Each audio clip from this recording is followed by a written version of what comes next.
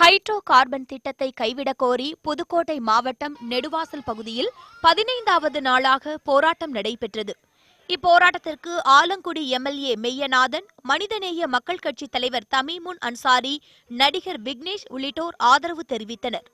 மேலும் போராட்டக் குழுவினருக்கு ஆதரவு தெரிவித்து புல்லான் விடுதி, வடக்காடு ஆகிய கிராமங்களைச் சேர்ந்த விவசாயிகள் தங்கள் உடலில் சேற்றை பூசியும் பூ, வாழை, கீரை உள்ளிட்ட செடிகளை கைகளில் ஏந்தியும் போராட்டத்தில் ஈடுபட்டனர்.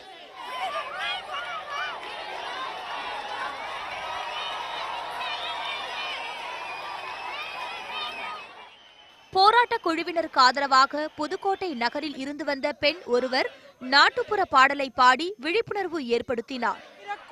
நடுங்க வைக்கிற நைட்ரோஜனோ வேண்டாம், எரிகோலாய நெஞ்ச ரத்த குழாய வெடிக்க வைக்கிற எரிகோலாயும் வேண்டாம், மண்ணை மலடாக்காமல் உண்டாக்குவோம் உயிர்ப்பு, மண்ணை மலடாக்காமல் உண்டாக்குவோம் உயிர்ப்பு, அட எதுக்கு போராடாம எதுக்கு தாண்டா சோத்தில் நமக்கு உப்பு.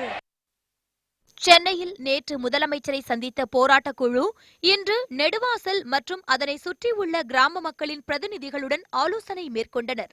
அதில் தமிழக அரசுக்கு நன்றி தெரிவித்துவிட்டு மத்திய அரசை கண்டித்து போராட்டத்தை தொடர்வது பற்றியும் அடுத்த கட்ட நடவடிக்கைகள் குறித்தும் ஆலோசிக்கப்பட்டது.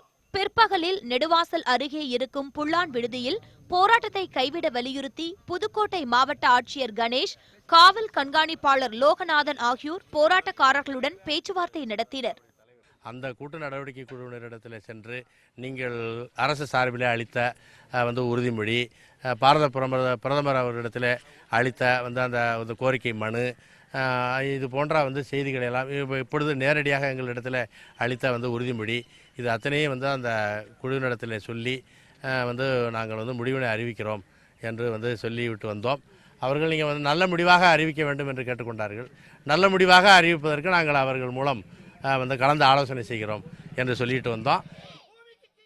இதற்கிடையே நெடுவாசலில் போராட்டம் நடைபெற்று வரும் பகுதியை சுற்றி புதுக்கோட்டை டிஎஸ்பி பாலகுரு, ஆலங்குளம் முகமது அலி தலைமையில் 500க்கும் மேற்பட்ட காவல்துறையினர் குவிக்கப்பட்டுள்ளனர்.